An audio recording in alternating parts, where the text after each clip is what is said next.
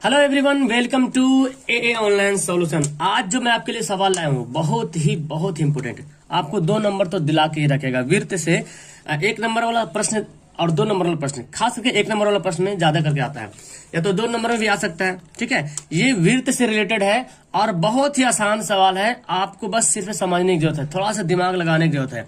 बस थोड़ा सा आप समझेंगे, बहुत अच्छे तरीके से आपका नंबर मिलेगा। क्लास 10 के लिए बहुत अच्छी तरीका है। यहाँ पे आपका डेली क्लास चल रहा है, लाइव क्लास, वीडियो पे बने रहो, चैनल पे जुड़ जाओ, आपको सब कुछ पता चल जाएगा। ठीक है, तो फिलहाल हम लोग पढ़ेंगे यहाँ पे मैथ का इंपोर्टेंट सर्किल्स क्वेश्चन, यानी कि विर्त से रिलेटेड जो भी क्वेश्चन आता है उसके बारे में पढ़ते हैं।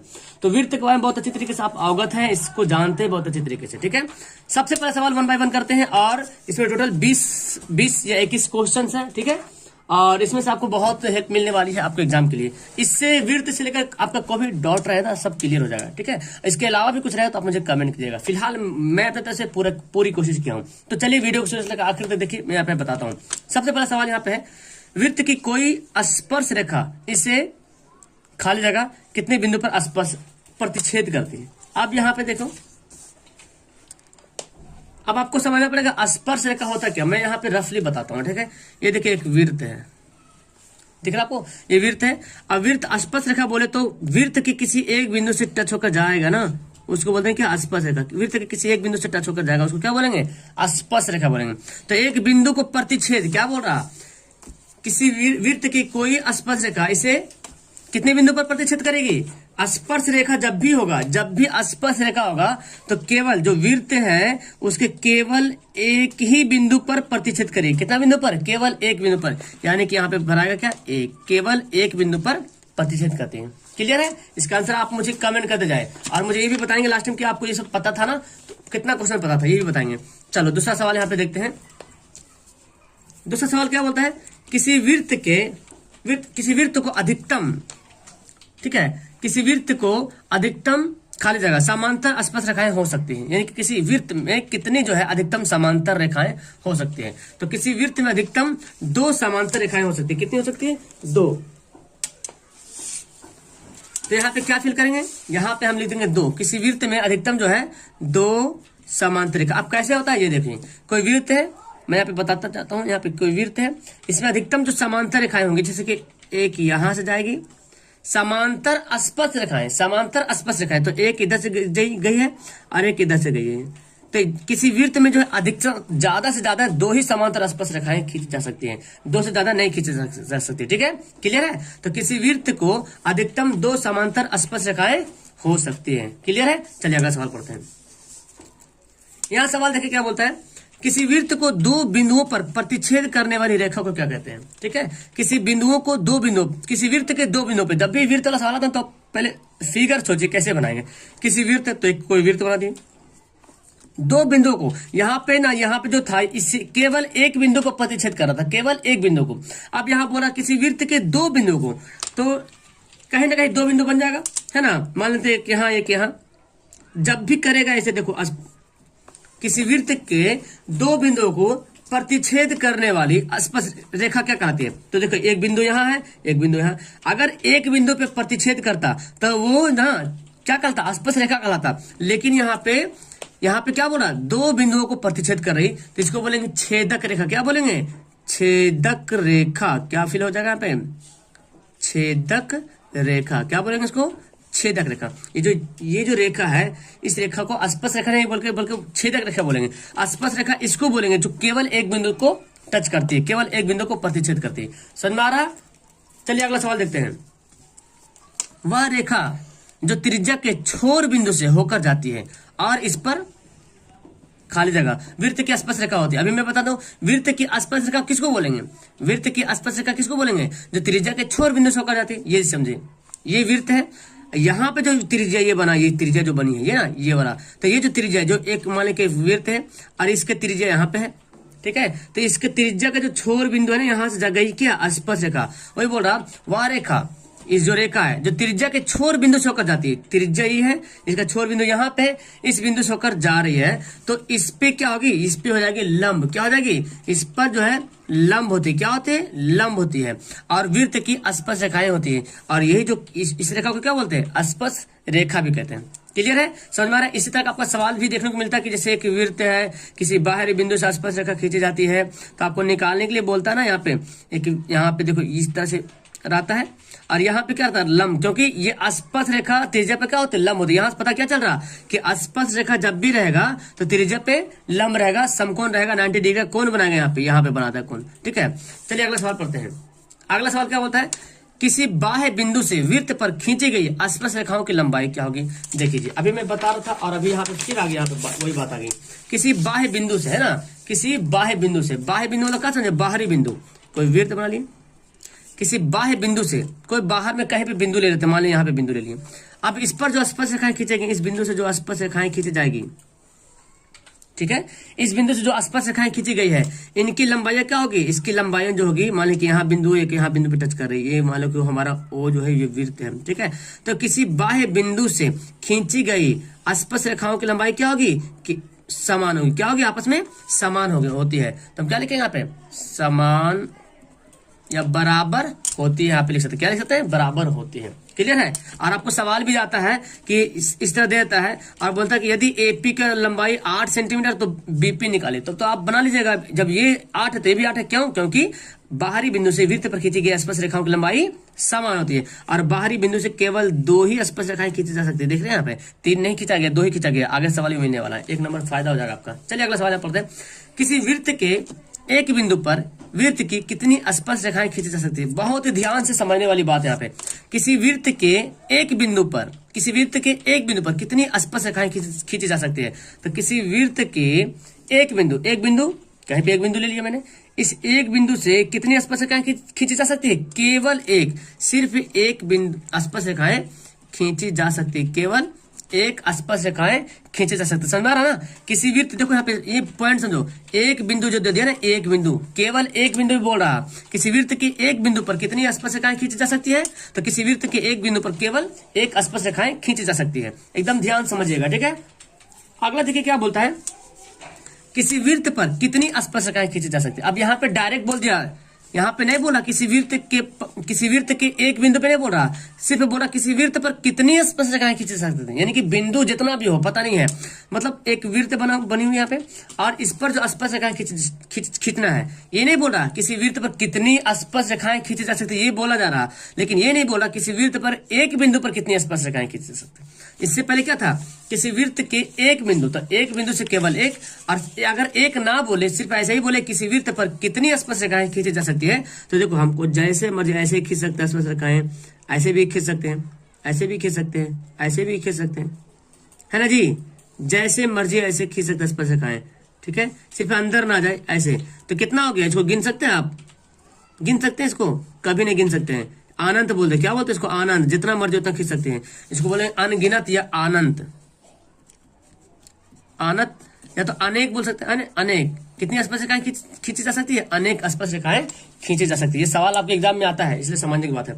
अब देखो आप बोला गया किसी बाह्य बिंदु से वृत्त पर कितनी स्पर्श रेखाएं खींची जा सकती है। अभी तो मैं बताया किसी बाह्य बिंदु से, किसी बाहरी बिंदु से वृत्त पर कितनी स्पर्श रेखाएं खींची जा सकती है। तो किसी बाह्य बिंदु से वृत्त पर देखिए एक स्पर्श रेखा यहाँ, एक स्पर्श, सिर्फ 2 ही स्पर्श रेखाएं खींची जा सकती है, केवल 2 स्पर्श रेखाएं खींची जा सकती है। क्लियर है, समझ में आ रहा। अभी तो बहुत सारा सवाल बाकी। अब देखिए यहाँ पे सवाल पढ़ते हैं।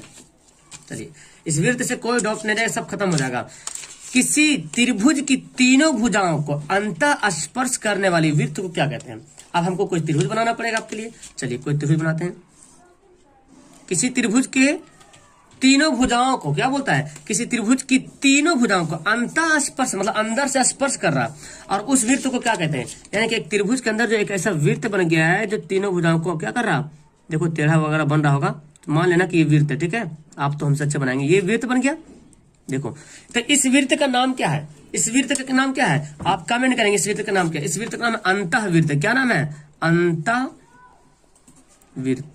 तो इसमें ज्यादा रटने की जरूरत नहीं, क्योंकि अंदर से स्पर्श करा तो क्या बोलेंगे, अंतःवृत्त। क्या बोलेंगे, अंतःवृत्त बोलेंगे। ठीक है, चलिए अगला बोले यहाँ पे, किसी त्रिभुज के तीनों शीर्षों को बाह्य स्पर्श करने वाली वृत्त को क्या कहते हैं। अब यहाँ पे सवाल उल्टा यहाँ पे दिया है। चलिए ये मैं लेता हूं, किसी त्रिभुज के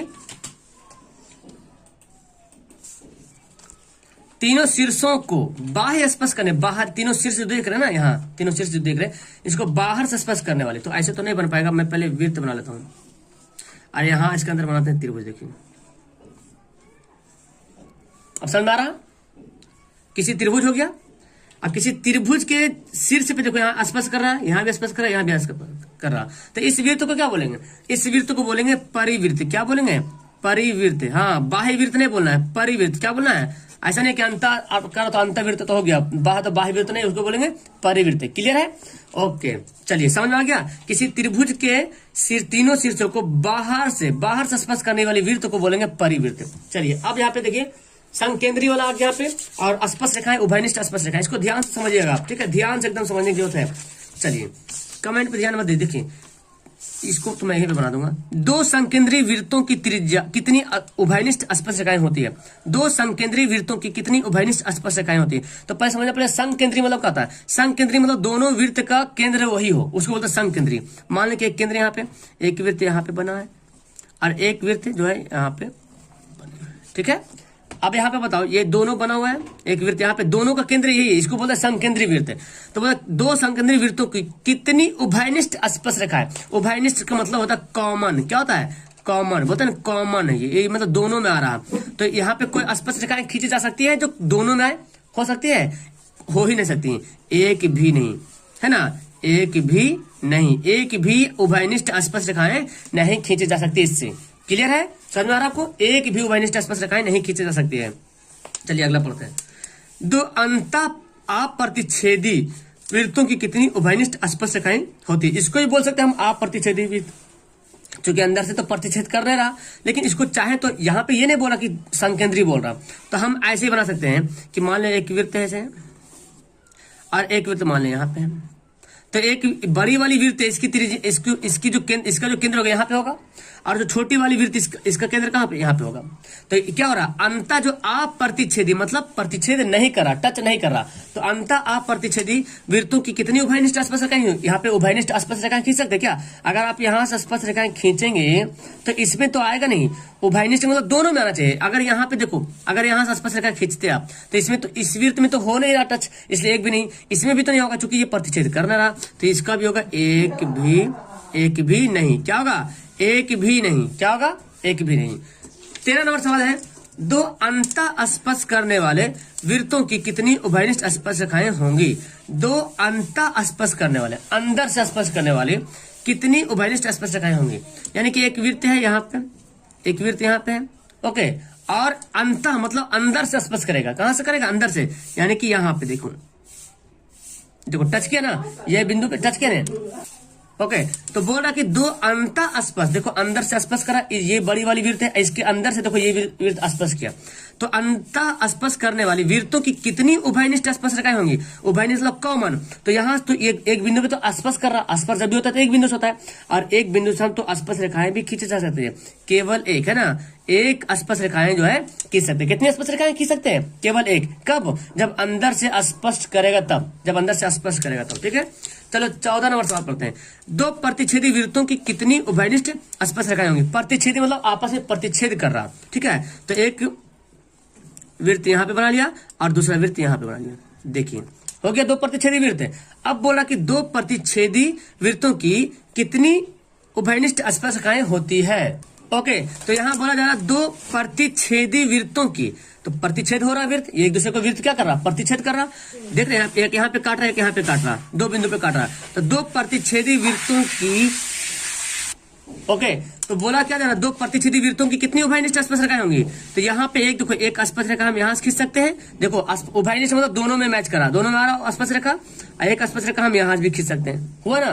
तो दो यहाँ पे सिर्फ दो स्पर्श रेखाएं खींची जा सकती है, कितनी? दो। चलिए अगला सवाल पढ़ते हैं। दो बाह्य स्पर्श करने वाली वृत्तों की कितनी उभयनिष्ठ स्पर्श रेखाएं होंगी? बाह्य मतलब बाहर से, तो एक वृत्त मान लेते कि यहाँ पे है, ठीक है, और एक वृत्त मान लेते यहाँ पे है। देखो बाहर से क्या कर रहा? स्पर्श कर रहा है ना। दो जो है बाह्य स्पर्श करने वाली, बाहर से देखो, बाहर से स्पर्श कर रहा, तो दो बाह्य स्पर्श करने वाली वृत्तों की कितनी उभयनिष्ठ स्पर्श रेखाएं होंगी? तो एक स्पर्श रेखाएं इधर से चली जाएंगी, जो कि दोनों मैच कर रहा, ठीक है। एक स्पर्श रेखाएं इधर से चली जाएंगी, एक स्पर्श रेखाएं इधर से चली जाएंगी, तो कितनी स्पर्श रेखाएं होंगी?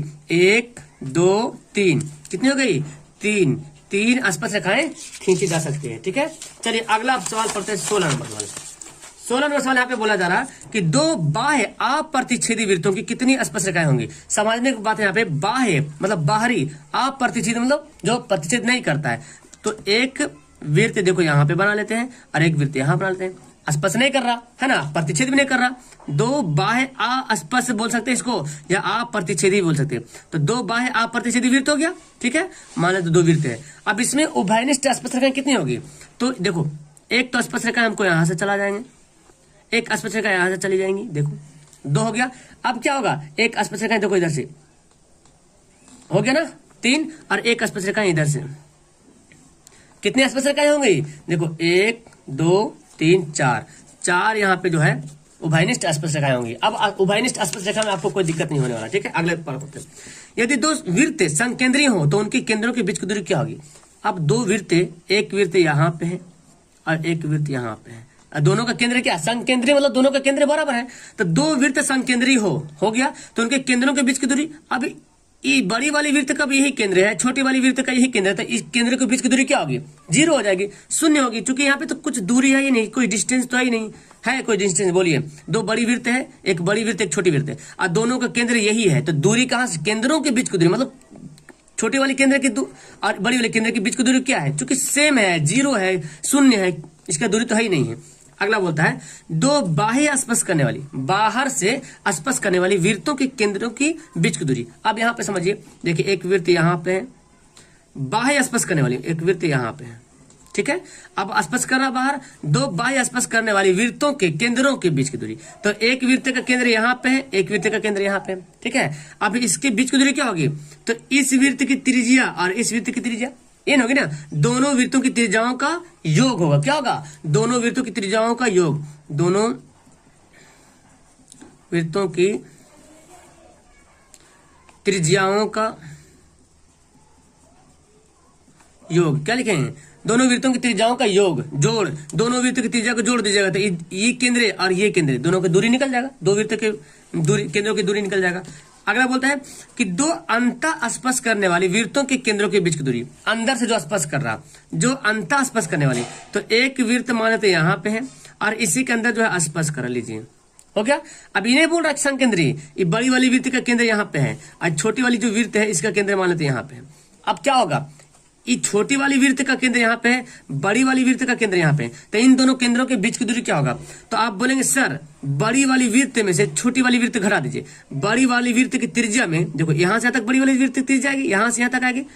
ठीक है, और छोटी वाली वृत्त की त्रिज्या यहीं पे आएगी। तो बड़ी वाली वृत्त की त्रिज्या में छोटी वाली वृत्त की त्रिज्या घटा देंगे तो ये दोनों बचेगा, ये दोनों, चूंकि ये तो निकालना हमको, ये तो निकालना हमको, क्या निकालना है, दोनों वृत्त की केंद्र के बीच की दूरी। तो लिखेंगे क्या, दोनों वृत्तों की त्रिज्याओं का अंतर, क्या लिखेंगे, अंतर। क्या कर देना, दोनों को माइनस कर देना। और ये दोनों बहुत इंपॉर्टेंट सवाल है कि वृत्तों के केंद्रों पर बना कोण कितना डिग्री होता है, वृत्त के केंद्र पर बना कोण कितना होता है। तो वृत्त के केंद्र पर बना कोण होता है 360 डिग्री। कितना डिग्री होता है, 360 डिग्री। इसको याद कर लीजिए, बहुत बड़ा सवाल आता है। वृत्त के केंद्र पर बना कोण 360 डिग्री होता है। और एक आता है अर्धवृत्त पर बना कोण कितना डिग्री है, अर्धवृत्त पर। तो जैसे अर्धवृत्त बोले तो अर्धवृत्त पर बना कोण जो है 90 डिग्री। क्या होगा, अर्धवृत्त पर बना कोण 90 डिग्री होता है, 90 डिग्री होगा। ठीक है, तो यहाँ पे 21 क्वेश्चन रहा। मेरे ख्याल से आपको अब वृत्त से किसी तरीके को कोई प्रॉब्लम नहीं रहेगा। बहुत अच्छे तरीके में समझा दिया, इसको आप कॉपी पे नोट कर लेना। ठीक है, वीडियो अच्छी लगी तो लाइक करना, अपने दोस्तों को शेयर करना। Okay, that's all. आपको इसी तरह के और कौन सा सब्जेक्ट में क्वेश्चन चाहिए मुझे कमेंट करके जरूर बताएं। Okay, bye, that's all, thank you everyone.